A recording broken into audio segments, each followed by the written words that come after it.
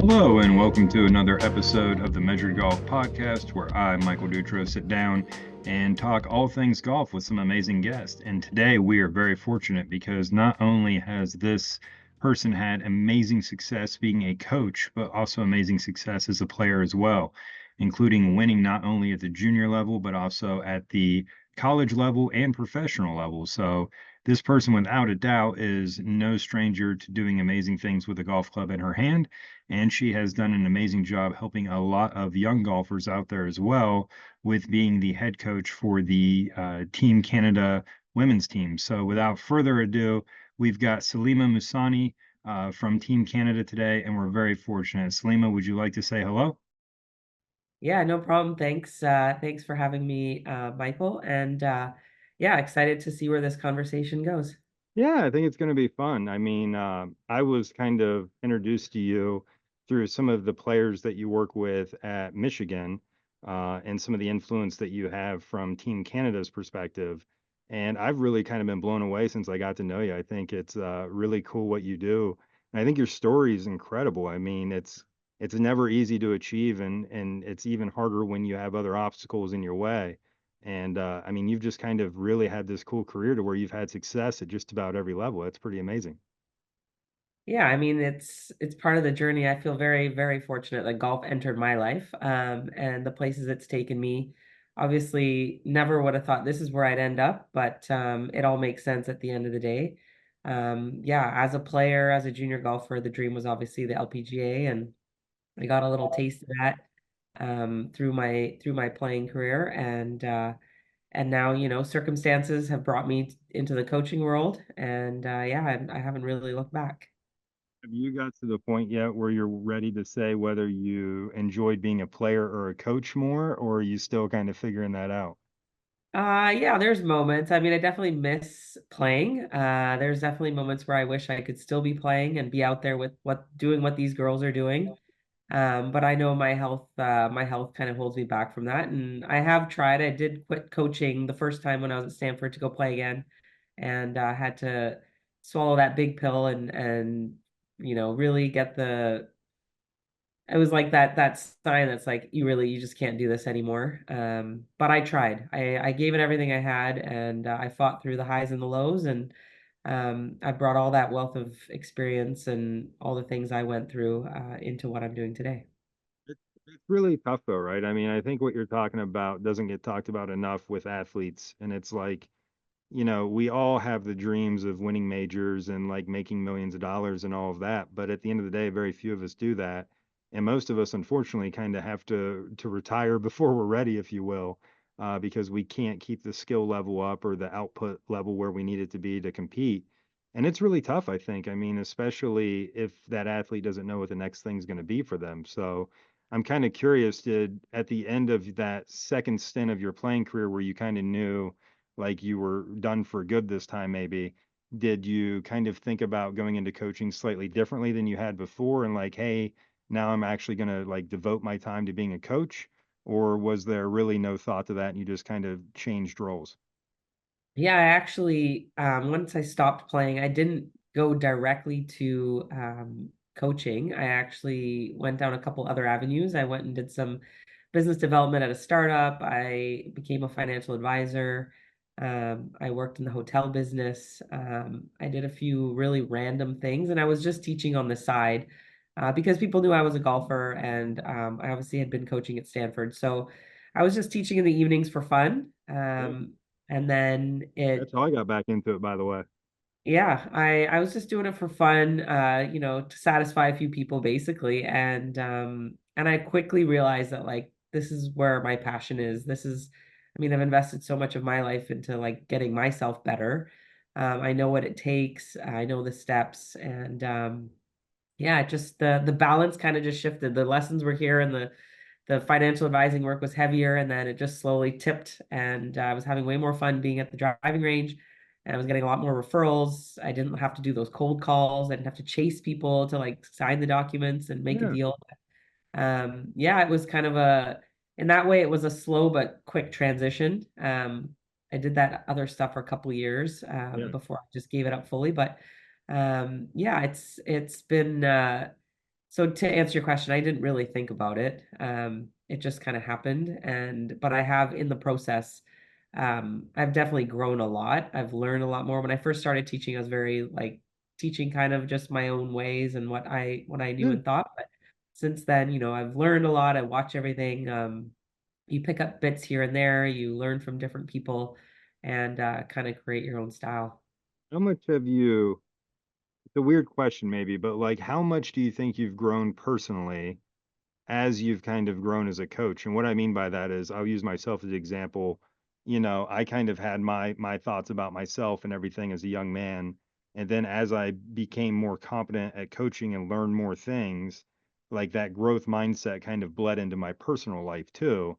And like I really was able to find myself and find my happiness through coaching, kind of like you're describing. I'm wondering if you didn't kind of have a similar experience that way. Yeah, I think definitely the growth mindset is, I mean, never mind as a coach, but as an athlete, as a human, having a growth mindset is absolutely necessary. Yep. Um, but yeah, I think that I've definitely in my personal life, I am always learning. I'm always trying. I'm trying growing. I do a lot of volunteer work with my community. And yeah, definitely having a growth mindset. You have to work with a lot of different people. You have to come up with lots of ideas, strategies, put on events. But yeah, it's definitely something that I kind of incorporate in my whole life, and it's important to have that just as a human trying to get better. Yeah, I mean, and that's what I just got back from the PGA show a couple weeks ago, and you know me, Salimah, you're probably talking to one of the biggest golf geek nerd guys out there, and I love data and I love all the tech and I use it nonstop. But at the same time, it's like I kind of feel like that growth mindset is almost getting stripped out of the game a little bit because so many people are trying to force so many young players into these boxes.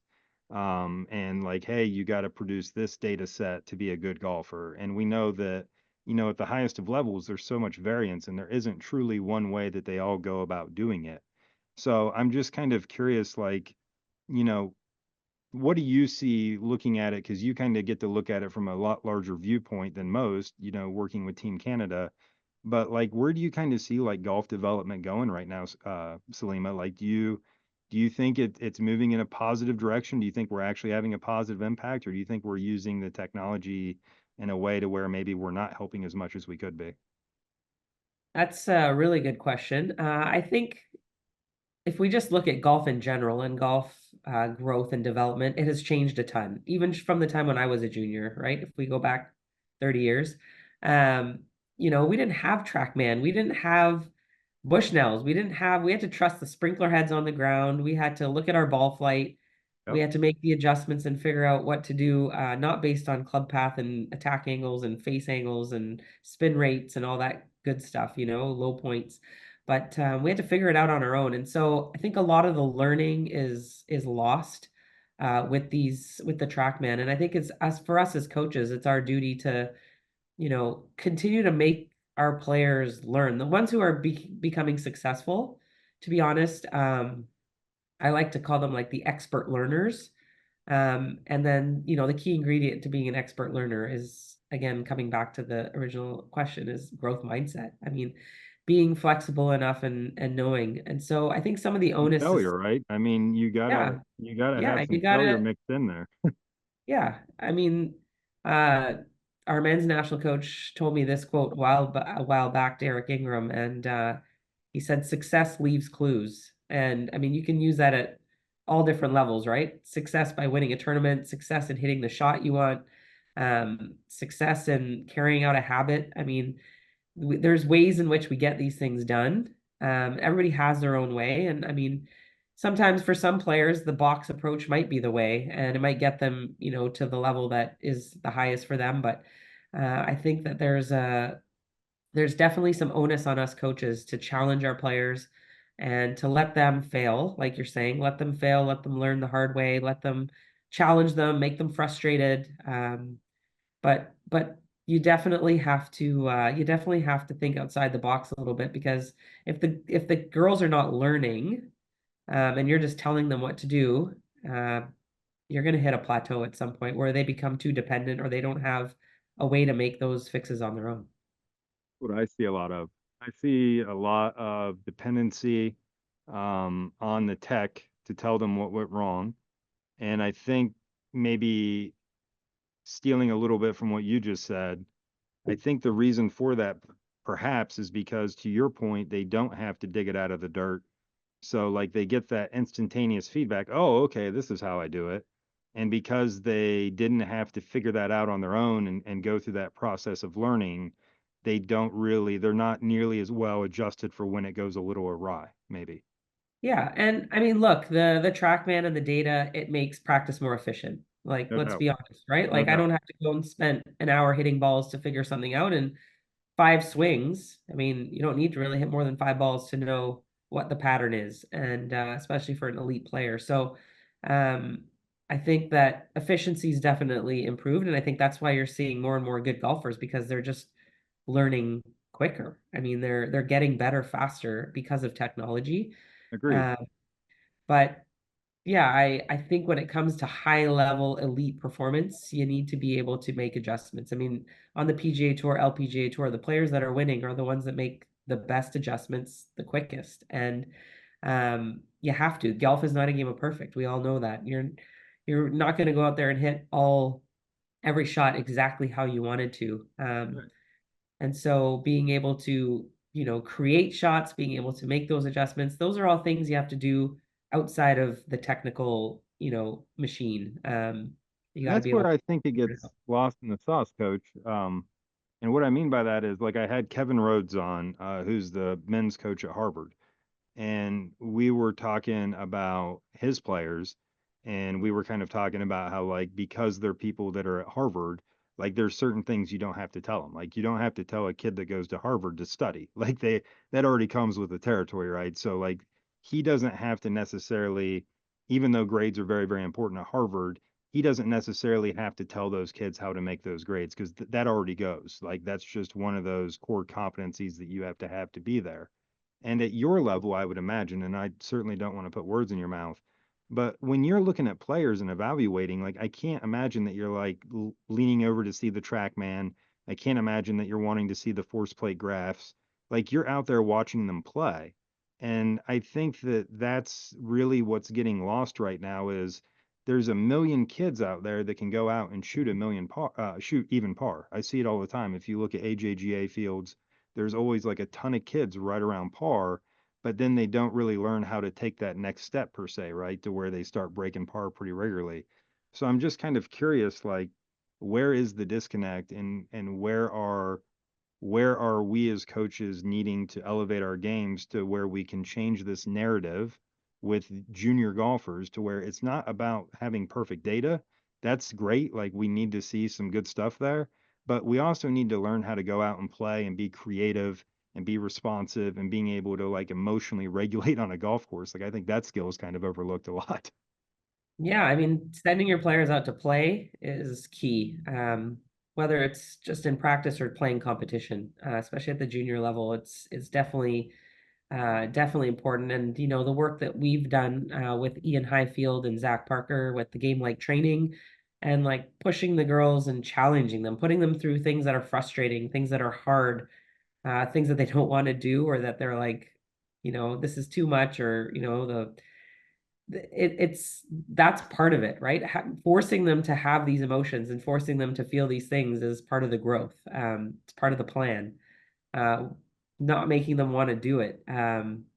But this stuff is all important. It's all like it's necessary for growth. It's necessary for learning, and that's where the transference comes because when they're on the golf course and they're playing for their national amateur championship or they're playing at the U.S. Open, they're going to have feelings and they're going to have sensations that they haven't practiced. But if they have an idea of how to handle these and manage these, then they're one step ahead of the next person.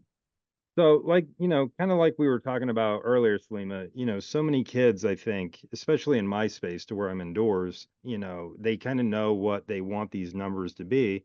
And when they create those numbers, right, because we're in a simulated environment and they're calm, they get the result that they're expecting. But then they go out onto the golf course, right? And they more or less feel like, hey, I did everything I was supposed to do, and then the shot didn't work out. And it's like, okay, well, there's more to playing golf than just hitting a golf ball, right? So, what is it that we can do to try to simulate better transference of skills and better training that leads to better tournament results, getting them onto the golf course? I mean, how do we go about doing this, do you think? Yeah, this is a great thing. This is, what affects the transference and being able to meet the moment, so to speak, right? Like that's what we're doing is training our players to meet the moment. We don't know when that moment's going to come, what it's going to be, but we can help to prepare them for those moments. And a lot of that's going to come through creating the spacing effect, creating context, the psychological pressures.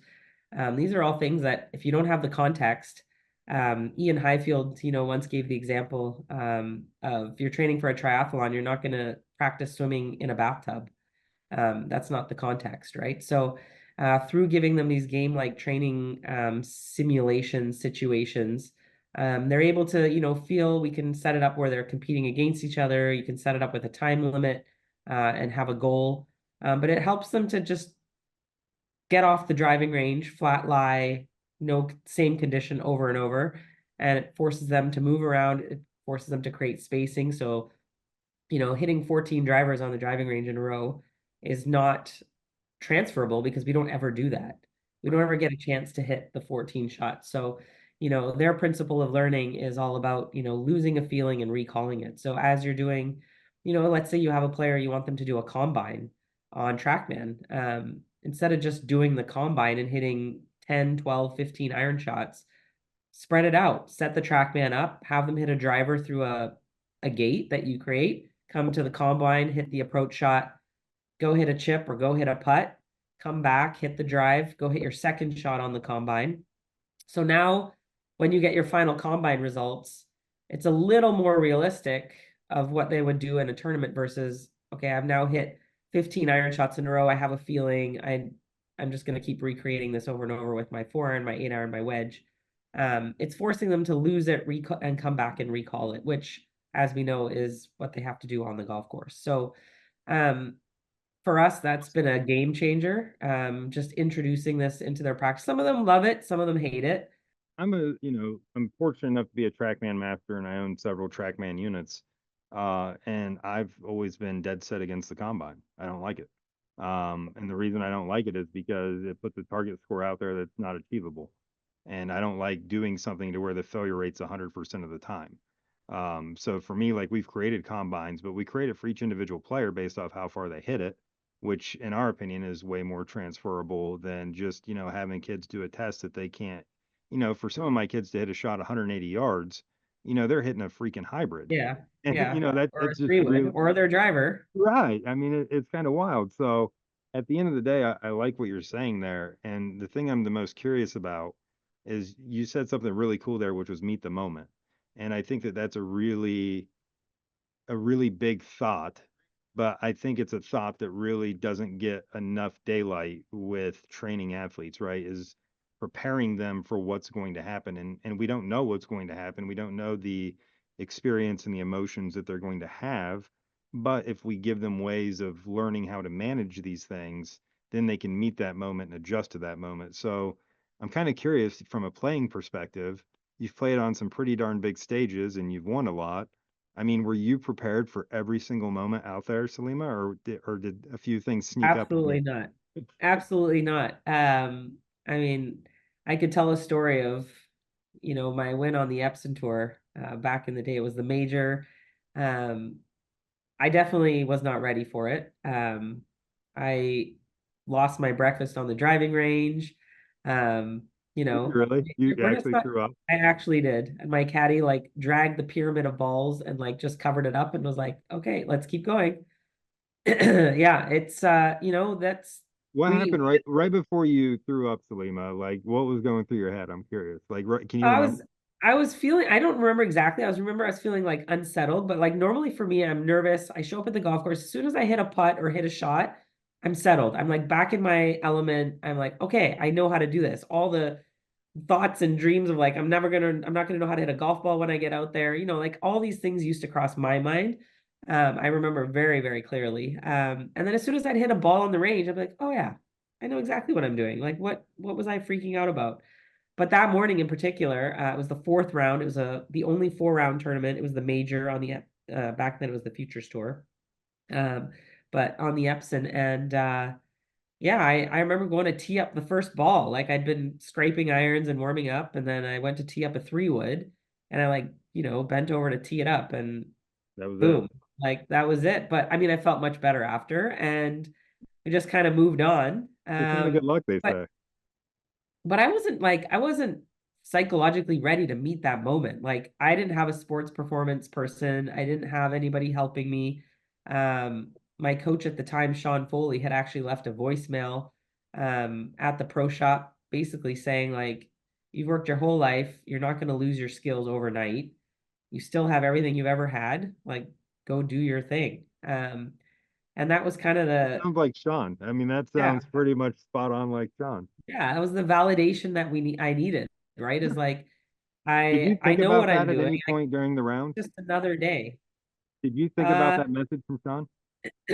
I don't remember specifically, but I'm sure I did. I remember having one swing thought. I still remember that swing thought I had that day, and yeah, I just kind of went out there and did my thing and trusted and you kind of I don't even remember telling myself like, "Oh, you've been preparing for this whole moment your whole life," but it just kind of happens. It just kind of happened and but now we have all the parameters, right? Like we know we can kind of set them up, we can recreate them, we can help the girls to find these ways of excelling, but like I remember seeing Nick Dunlap's interview a couple weeks ago when he won, and I think he said like I couldn't feel my feet, I couldn't feel my hands, I couldn't feel my face. Like how you can't prepare for that. You No, just cannot prepare for that. you And can't. all you can do is have routines and have strategies, But at the to end of get the day, yourself all you back. had out there, Salimah, was you, right? Like, I mean, Yeah. you found a way. Like, yeah, you're right. You didn't have any of those things, but yet you still somehow found a way. And it's not because you weren't prepared. You didn't know exactly what you were going to have experienced, but at the same time, like you had all these other experiences to draw off of, right? And that's what Yeah. kind of prepared you to get you through that. Yeah, and I mean, back the way we prepped back then and the way we prepare now is different, but it was a way of preparation, right? It was getting yourself ready and getting yourself, we used to do the here's the putt to win the US Open and we still do things like that, but we can create more energy around it. But back then that's what we did, right? You play a chip with your dad or your friends and it's like, okay, this is for this or the old school let's play for lunch. Something that means something to you is really important. If you put that on the line and it means something to you, you're gonna experience things inside of you that you wouldn't if you were just, playing for bragging rights. Um, Absolutely. so, whatever that is for each player, whatever we can do to kind of extrapolate that and have them feel that. And again, it's a good balance and mix of like frustrating the heck out of them, making it really hard, depending on the time of the year, the time of the week relative to a tournament. And then also, making it easy and achievable at times where, we're getting ready right to peak and we want them to feel confident. We want them to be successful. We want the goals to be achievable and all that kind of stuff. So you can vary the challenges depending on the time of year and yeah, we just hope that when they reach that moment, they're able to perform. That's, I mean, that's awesome. It's not surprising. I mean, there's so much good stuff that you're putting out there, and I hope my big goal for this is that some parents of some junior players kind of hear this and kind of hear what we're trying to say, which is there's nothing wrong with going out there and playing a bunch of golf and failing a whole lot and not winning tournaments because you've got to do those things before you can win tournaments. There's really, in my opinion, no shortcut to it. I've been very fortunate and worked with some children who won a lot of things at an early age and they didn't continue to win. And sometimes it works that way, and sometimes young people that don't win early on win later on. But I think the important thing that you've talked a lot about is like kind of understanding who that player is, understanding what their motivators are. everybody, and I know you know this, but everybody's completely different. Not everybody can go out there and be completely stoic and perform very well, right? Not everybody has that tiger gene. So, Yeah. I mean, you know, high performers are unique. That's always. I the way it mean, is. my favorite thing I always hear, I forget who said it. I want to say it was Brett McCabe, but I don't think it was Brett. But somebody said that every person on the PGA Tour that plays golf is at least 2 clicks off standard deviation in some way. And I believe that because I've worked with just enough of them now that they all are very eccentric in their own way. But I think that you kind of have to become very eccentric in a certain way to kind of understand yourself enough to perform at the level that these men and women do.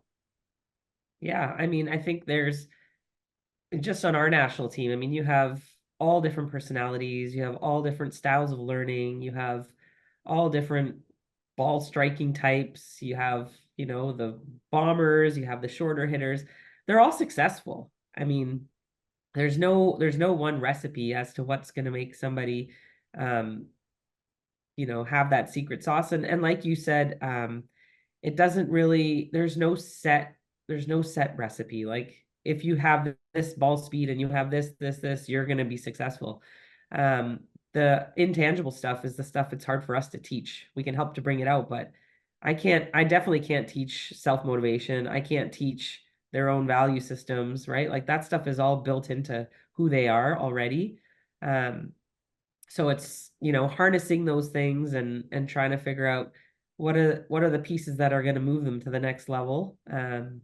Everybody has their own style, everybody has their own comfort levels. Pushing boundaries sometimes can be dangerous, but we have to just figure that out as we go along. That I mean, I think that's true, right? But the figuring it out part, you said a great quote earlier, right? Success leaves clues. It's not on this linear line, and it's not on this upward graph either. It's somewhere in between that. And I think that if you periodize with your players and you actually put things on a calendar and then you actually start tracking things, like you can actually begin to understand kind of where that player is because, as one week's a great tournament. We hope the next week's a great tournament, but sometimes it's a bad tournament.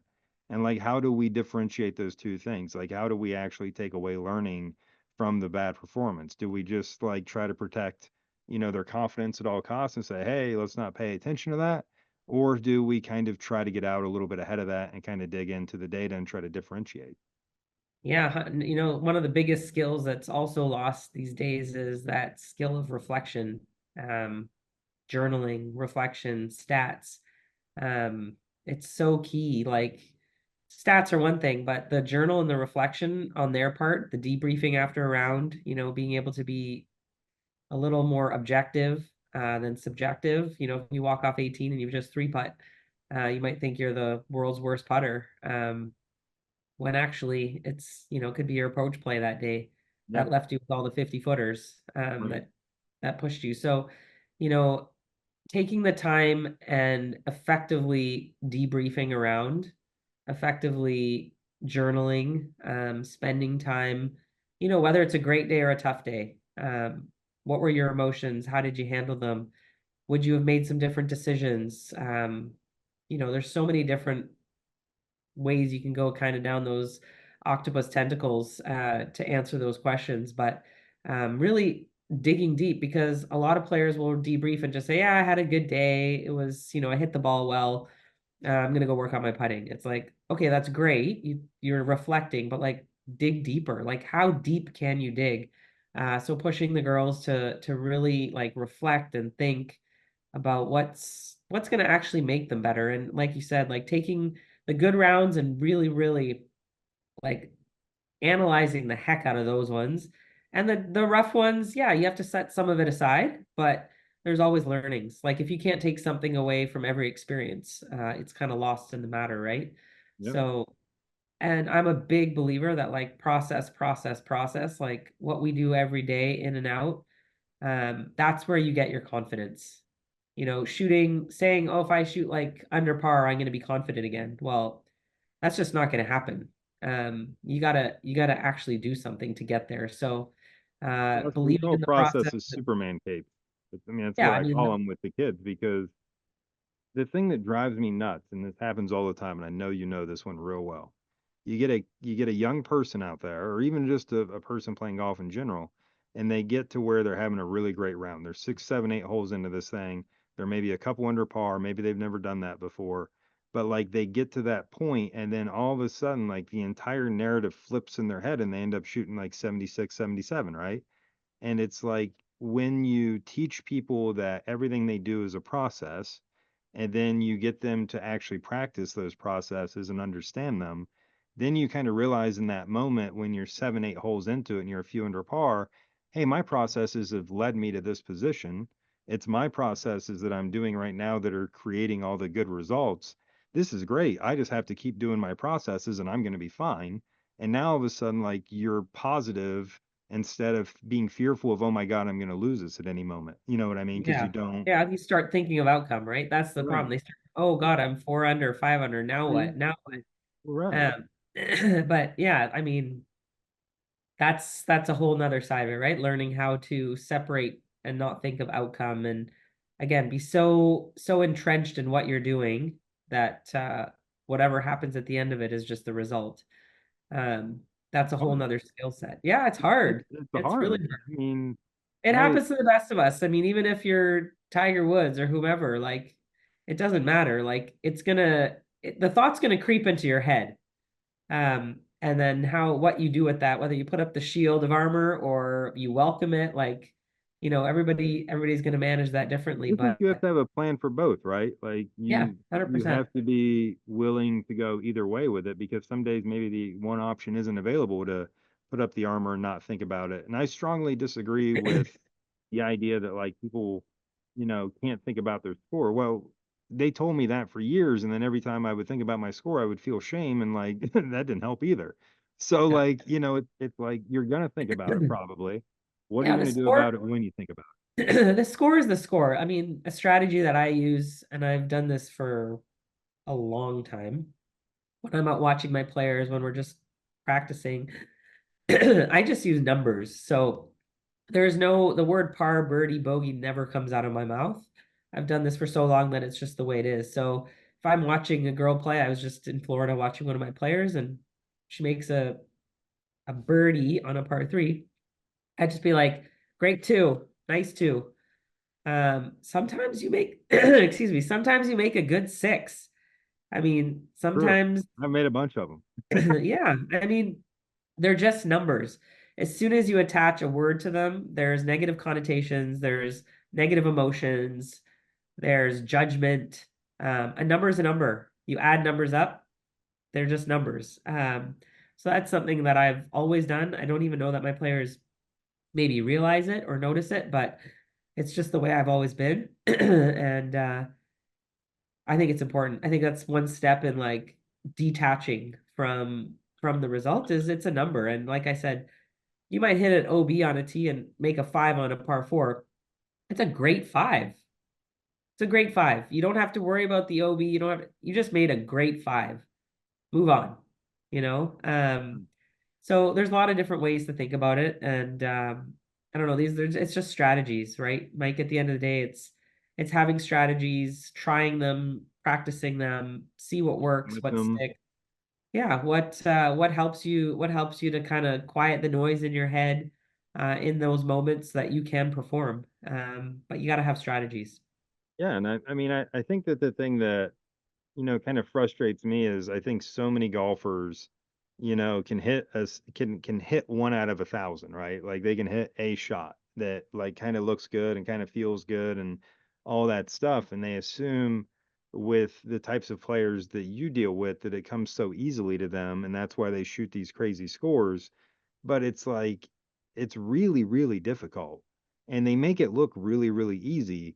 And the reason that it appears to be easy is because they've practiced these skills and these systems so much that, to your point, it just kind of becomes processes that they learn how to do. So I think that that's really the thing that people lose sight of sometimes is the fact that, to make it look easy, there's a lot of work that goes into it. Golf Yeah, is not an easy game. you're gonna lose in golf more than you're ever gonna win, and you have Correct. to know behind every person that wins that week, there are a lot of learnings. that happened before that. There was a lot of failures, however you want to call it. There's a lot of detractors, there's a lot of backward steps, there's a lot of upward steps. I mean, we know how this is. Like behind every win, there's a wealth of experience. And as I'm saying, like their ability to reflect and learn from all these, that's the quicker you're going to get these successful results. If you're not journaling and you're not learning or reflecting, and you're just going week to week, it's going to be a longer span, most likely, if we were to, test case a bunch of people to where they have success versus those that are actually taking the time to dive in and see what's going on and actually work in a way that's productive and efficient. Um, so I think that's like, to me, that's kind of the secret part of all this success is taking the time to look at it and to understand what's going on, to then, strategize what you do moving forward. Um, but it's a lost art because we have all this tech and we have all this other fun stuff that they'd rather be doing. Um, I always and tell so, them like the notes thing, like my players take a lot of notes after lessons, which I think is good. But I always tell them, I'm like, that's really worthless if you never read it again. You know yeah. what I mean? Like to your point, like we need to be reflective, we need to be looking Yeah, back. and it's no good for me to write them for my player either. I don't, I have yeah, I some never write like, notes oh, for write my anybody. notes. I'm like, no, I want you to write the notes, and then I'll In your go and words, preferably, and yeah, then play it back to yeah. me. Because what you feel when I give you something is not what I'm feeling. I don't feel anything when you're hitting the ball. Right.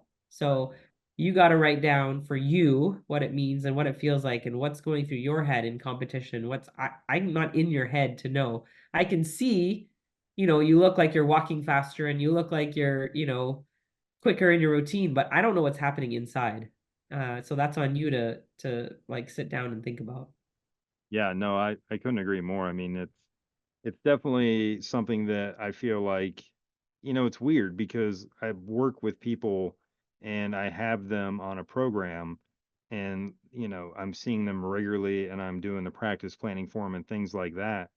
And it's funny because I feel like so much of the time that I devote to them is in the planning stage of things because golfers don't think that way, right? Like a lot of people treat golf the same way they treat Monopoly, right? Like you get it out every now and then, you go out there and you throw some dice and things happen, and what do you know? There's winners and losers. But there is a strategy that you could apply to Monopoly, and you could learn how to play the game, more to your advantage. And you could, like, if you wanted to devote your time, you could. And that's the same thing with golf. And I just think that so many people, unfortunately, instead of, to your point, digging in and figuring out what they need to do moving forward, they tend to rely on data points and numbers, which don't actually equate to playing better golf. Correct. Correct. Call me crazy. It's the difference between, teaching on a driving range and like coaching. Right. And I just So think we need more of a blend, right? I mean, I yeah, think obviously it almost sounds like I've been negative tech this whole time, but I'm very pro tech, just like I'm very pro coaching and I'm very pro being on the golf there's course. there's a lot of validation and there's a lot of benefit to the tech. Look, like we talked about, if you have somebody whose kinematic sequence is totally off, and you just keep sending them out to play, Yeah, I it's mean, not going to help. you're not gonna, yeah, it's not gonna help. Like there's certain things that you need the tech and you need the time to solidify. Um, but we're talking as you're kind of cranking up these levels of performance, the focus has to change and the focus will change. I just think that the focus needs to be on the low hanging fruit, right? And it's always easier to clip that before the crazy complex and technical. And like I just look at so many young people going into college golf and it's like, okay, golf wise they have the skill, but then you look at the other pieces, right? And you start wondering like where some of those skills are. And it's not hard skills, like learning how to breathe a little better, to regulate, to do some of Yeah. these things, like it's just a practice of a skill. It's not hard to learn. It's just I'll take the blame. Us coaches, unfortunately sometimes are just a little too lost in launch monitors and things like that to kind of notice the human standing in front of us. Yeah, no, mindfulness training is an integral part of what we do with the girls. Whether they're doing it or not is on them. Correct? But it's such an important part because they're all super talented. Let's be honest. Like Right. none of them need overhauls. None of them need, major swing fixes. They can all play. At the end of the day, it's, where are they in their head? Where are they in their confidence? Where are they in their belief of themselves? Um, and all that, and where are they in their approach to managing all the things that are going to get thrown at them that day, the surprises, right? Like there's always something that's going to show up. All of a sudden you go and you're hitting like a hook and you're a fader. Like you got to manage that. You got to be able to manage that. And that's all stuff that you train through situational. Like you said, playing in tournaments, nothing can replace that. There's no pill to say, here's 20 rounds of tournament golf. And now boom, you have that like wisdom inside of you. You got to just do it, right? Practice is the art of doing. And so the art of going out and playing, the art of competing, this is all different forms of practice. Like you mentioned, I think it's less sexy to practice your mindfulness. Uh, they'll go out and practice bunker shots from wet sand, soft sand, uphill lies, downhill lies, but who's actually going and sitting and meditating for 30 minutes It's the and hardest training thing their to get them mind? to do. It's I so mean, hard to get them. their mind is what's hitting the golf shots. That's the part we have to get them to understand. Like I my agree. hand right now is not doing what it's doing because my hand wants to do that. It's doing it because my brain is telling it what to do. So I think really hammering that and trying to get them to understand like the actual effect of what your brain is doing on a daily basis is You're talking about young people, man. uh, I mean, they got yeah. hormones Yeah, bouncing. but I mean, they're so distracted, Mike. Like they got like iPads and phones and TVs and smart this and smart that, and they're so distracted. They're so right. distracted. I And mean, it's so there's so brutal. many things Like, they'd rather be doing. I'm gonna I get you to honestly sit. feel bad. Like, I honestly, I'm so glad that I grew up without a cell phone. Like, I really am, Yeah, because like they're just hyper conditioned to see everything at full scroll speed, and that's just like how the world exists to them, right? In that yeah, full on scroll mode. And it's like, man, if we could just slow this down a little bit, like yeah, how much better would you do? How much better would your decision making become just by getting you to like look at a post every now and then instead of just full scroll? Like, just slow it down a hair. yeah. Yeah. Our minds are so busy and so distracted that it was Dr. Izzy Justice said that we would all be diagnosed as like schizophrenics back in the 1950s. Yeah, it's crazy. Because of all the activity in our brains on a regular basis. And we keep training it, right? Like we just Yeah. stay addicted to the phones and we just keep Yeah. doing it Our to mind is ourselves. constantly wandering. So yeah, getting them to focus for 10 seconds. That's all you need is 10 seconds of focus, clear mind, execute your shot. Then you can go do whatever you're doing. Right. I mean, Think honestly, about think if about you whatever made you want. me if you made me really sit down and think about like some of the positive effects of golf on young people, I would say it's the fact that it is like the one thing maybe where they're actually you pretty much have to be outside if you're playing at least competitive golf, right? So like they're outside and they don't have a screen in front of them and they have to interact with their environment and socially. And So yeah, with people. like I think that does so much for a young mind that they Yeah. don't normally get, because normally when they communicate in a group, it's like through their phone. Yeah. So I think it's Or they're super playing positive. video games with, 10 people on the other side of the world. So Yeah. I mean, it's great it's that not we're the so same. connected. I sound like Yeah. such a get off my lawn guy and like such a homer, but at the same time, like, I feel like as good as the technology gets and as good as we get at making our lives easier, a lot of our joy and a lot of our happiness and a lot of our self-belief comes from moments when none of that stuff was present and we were just out doing things and being creative. And that's what I always try to challenge my kids with, is like never get painted into a corner on the golf course. Yeah. Always leave yourself out. Stay creative. Yeah, it's stupid to try to punch it through that hole in the trees, but know that hole in the trees is there in case you don't like this shot and you all of a sudden decide you like that one. But just stay Yeah. open to what can be done instead of being forced into a position. Yeah. And the more your mind is quiet, the more options you'll see. That's Right. scientific. Like if you're Times have you if been you're in a bad seeing? space and you've hit a bunch of bad shots, you're gonna see one option.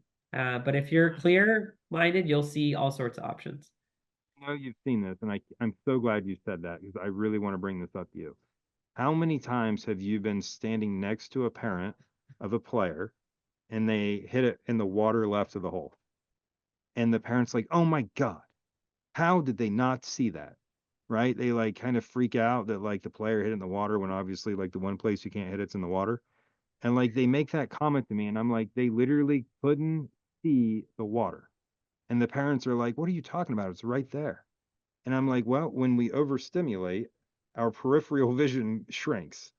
And literally that child is so overstimulated that they're looking through a hole that's just big enough to see that flag. And they literally don't see the water. And you're exactly right. Like kind of what we've been talking about throughout this is, I think, is trying to be aware of the decisions that we have to make on the golf course. And unfortunately, I think a lot of our players are out there and they can only see a flag at a time, and that's why the decision making is so poor. Yeah, I mean, we can sit and break this down for days really, but yeah, you have players like that go for a par five, let's say, and then they're not actually looking at, oh, where's the place I can leave it where 70% of the time I'll be able to get it up and down. Right. And then next thing you know, hit it, they go for it in two, which is what you wanted them to do. And then they short side themselves in a place where, like, are you going to make five now? And did they actually think about it is the question, right? Like, yeah, we're gonna have miss hits and you're gonna have this, that, and the other. Like that's golf, right? But did you actually, what was your intent? That's the stuff I get to at the end of the round, kind of if I'm there watching, you get to ask, like, what were you actually trying to do? That's the first question. It's not a why would you leave your ball there? Like what was your intention? Look, like I said, you're not gonna hit everything perfect, but you got to set yourself up for the percentages and understanding that and setting them up and helping them to understand that is, that's my job, your job, all of Well us that are said. here that are coaches, is to help them, like you said, they have they're flag hunting. They just see the flag, that's what they want. It's our job to, whether it's the decade system or dispersions or however you want to address it, but helping them to understand on certain flags, certain winds, certain conditions, um, they got to look elsewhere. You have to look elsewhere and make your focus something different than the pin, um, to have your highest success rates. And No um, doubt. that just comes from getting to know your player, learning, spending time, and investing, right? So I have the privilege of being able to do that, getting to spend so much time and watching these girls. But at the end of the day, it's still a challenge, right? They have their personal coaches, they have their college coaches, they have their parents, um, but it's still fun. It's still fun to be part of this process and be part of these girls' journeys, and help them get to that next level. It's definitely a privilege. So Awesome. I mean, I can tell, how much honor you feel in the role that you're in. And I think that that's great. And I definitely think that the girls are super helpful for you, but I also think that the girls are super fortunate to have such great leadership in you. And I'm really happy that Team Canada has put you in the role you're in because I think you're great at it. So my hat's off to you and what you're doing. And I really appreciate you taking the time because I know that you were under the weather, but once again, it's been a real privilege to have you on. I really hope that a lot of people have listened to this and take away that, even at the highest of levels, you know, as X's and O's as you may think it would be, it really is about the overall human quality and development of that person over time that kind of puts them in position later on down the road. So I would strongly advise parents listening to this, if you have a junior golfer who loves the game of golf but isn't winning every tournament they play in, that child isn't failing, that child is learning, and there's a very good chance that they'll eventually learn enough through loving it that they're able to compete at a very high level. So I hope that that's the message that gets taken away. I really appreciate Salimah joining us. And if you've enjoyed this conversation, please make sure to subscribe, and we'll make sure to keep having great guests on for you to always tune into. So thanks again. And until next time, keep grinding.